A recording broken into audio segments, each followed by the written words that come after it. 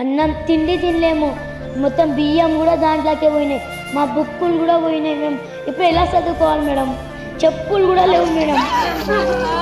మీ శాపనార్థాలు ఎన్ని పెట్టినా నాకు సంతోషం. వాళ్ళు చాలా బాధతోని మమ్మల్ని అంటున్నప్పుడు నాకు ఒక సాడిస్టిక్ ప్లెజర్ అంటారు కదా, అబ్బా బాగుంది కదా అనిపిస్తుంది. ఎందుకంటే వాళ్ళ బాధ చూసినప్పుడు.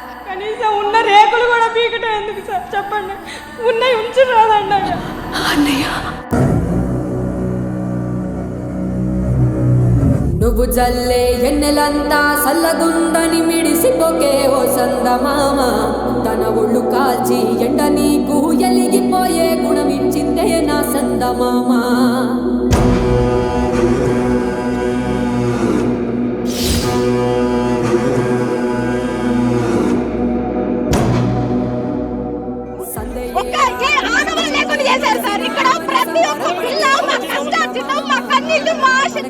పూల కడికవోలే పొద్దు పొడిసే తెల్లవారి నా సందమామ, కీసురాళ్ళ సప్పుడు చేసి దోస పెట్టినా నన్ను కోటే ఓ సందమామ.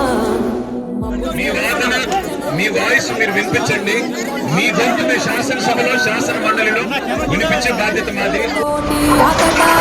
ఆటలొద్దే ఓ సందమామ, నిన్ను కూల్చగా జమ్మి చెట్టున ఆయుధాలను దాచుకుందే నా సందమామ. ఇందిరమ్మ రాజ్యం అన్నారు. ఇందిరమ్మ రాజ్యం అంటే ఇల్లు కొట్టడమా? ధైర్యంగా ఉండండి. మీ కేసీఆర్ అని ఉన్నాడు మీ ఎంబడ, కేటీఆర్ అని ఉన్నాడు, మేము అందరం ఉన్నాం మీకోసం. ఎట్టి పరిస్థితుల్లో మీకు న్యాయం జరిగేదాకా మీతో ఉంటాము. మీకు చెప్పమన్నాడు కేసీఆర్ సారు, మళ్ళీ మీకు ఇదే వెలుగుమట్లలో ఇదే జాగలో మీకు ఇల్లు కట్టించి మళ్ళీ గృహప్రవేశం కూడా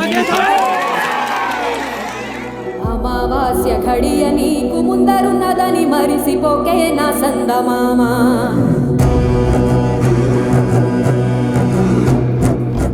ఇట్లా మోకాలతోనే తన్నే వరకు పాప అంత దూరం పడిపోయింది. అయితే నేను పాప ఎక్కడ పడిందో తెలియక ఆమె వాయిస్ ఇన్ని మాత్రమే అది కుల్లలాగా ఉంటుంది కదా సార్, ఆ వాయిస్ ఇన్ని ఎంబడే ఇట్లా గుంజుకొని పాలకు కట్టుకున్నా సార్.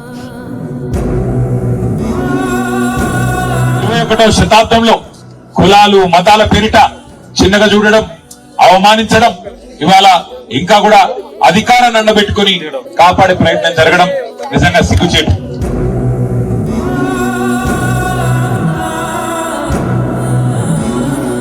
ఎట్టి పరిస్థితుల్లో వాళ్ళ అధికారులు డిస్మిస్ అయ్యేదాకా, ఎందుకంటే అది అన్యాయం. తీసుకెళ్లి చంపారు పిల్లగాన్ని. కేసు పెట్టచ్చు, జైల్లో పెట్టచ్చు, తప్పలేదు. కొట్టి చంపేది